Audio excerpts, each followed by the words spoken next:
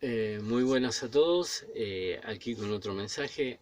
En un video anterior había prometido hablar acerca de Pedro, eh, que evidentemente que entre los discípulos fue una especie de privilegiado, una especie de líder. eh, y quiero hablarles acerca de Pedro y para entender un poco el trabajo, la función de Pedro una vez el Señor Jesucristo ha ascendido al cielo. Creo que muchos conocen la película El Señor de los Anillos. Hay una parte, una de las secuelas, que se llama Retorno del Rey. Es decir, el tal Aragorn había sido un heredero, un reino, el cual hasta ese momento estaba custodiado por un edecán.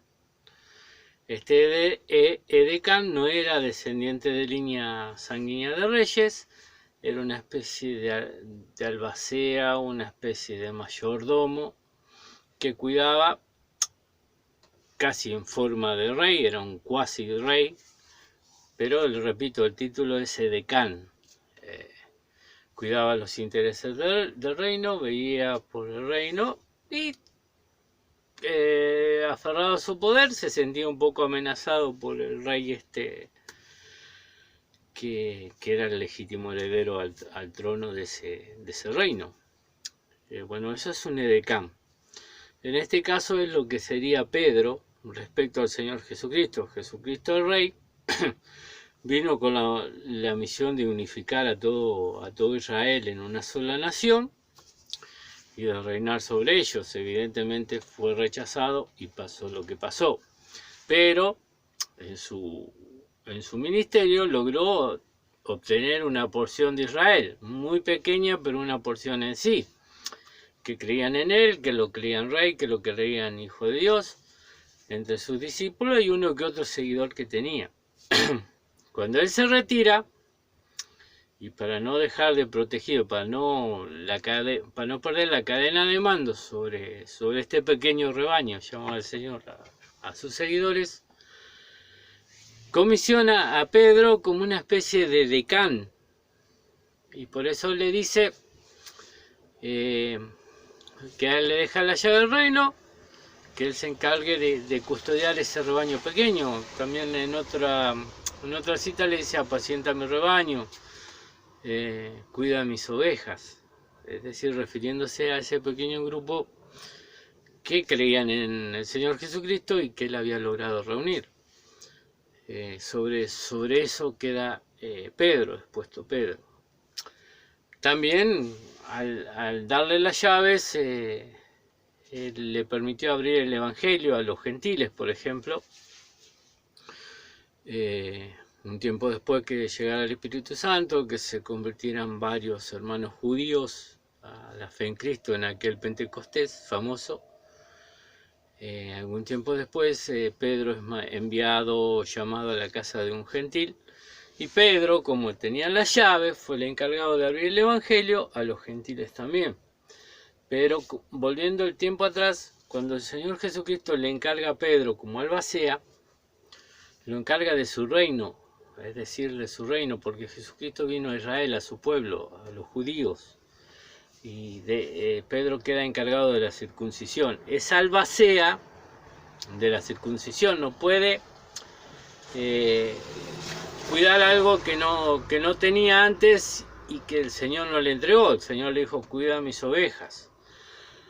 Los cristianos gentiles, que es otra especie de cristianos, porque no son judíos, son gentiles, tenían que estar bajo otro tutor, porque Pedro había sido encargado, repito, como albacea, como edecán, solamente de Israel, el pueblo de Dios, es decir, el pueblo del ungido de Israel.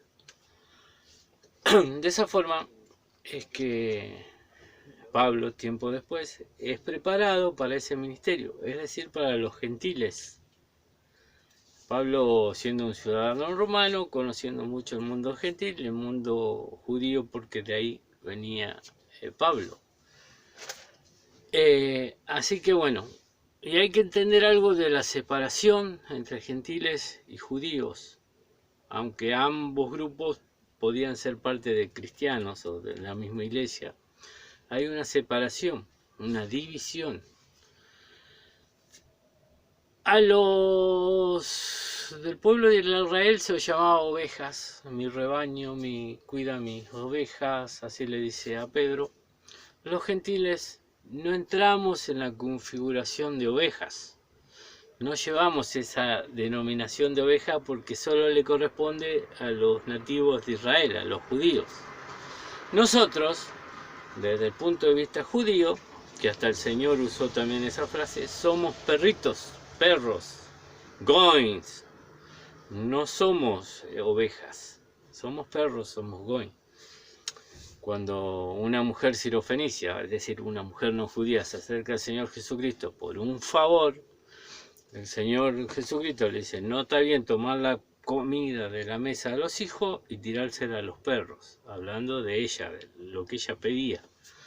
Entonces ella dijo, bueno, pero también los perros se benefician de las migajas caídas de la mesa de los hijos.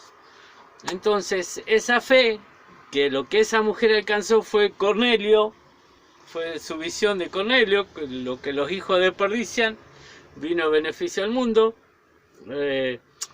vino a los suyos, los suyos lo rechazaron, y por eso todo el que cree en su nombre o en él es hecho hijo de Dios. Son las migajas que esta mujer se adelantó en el tiempo, vio y consiguió.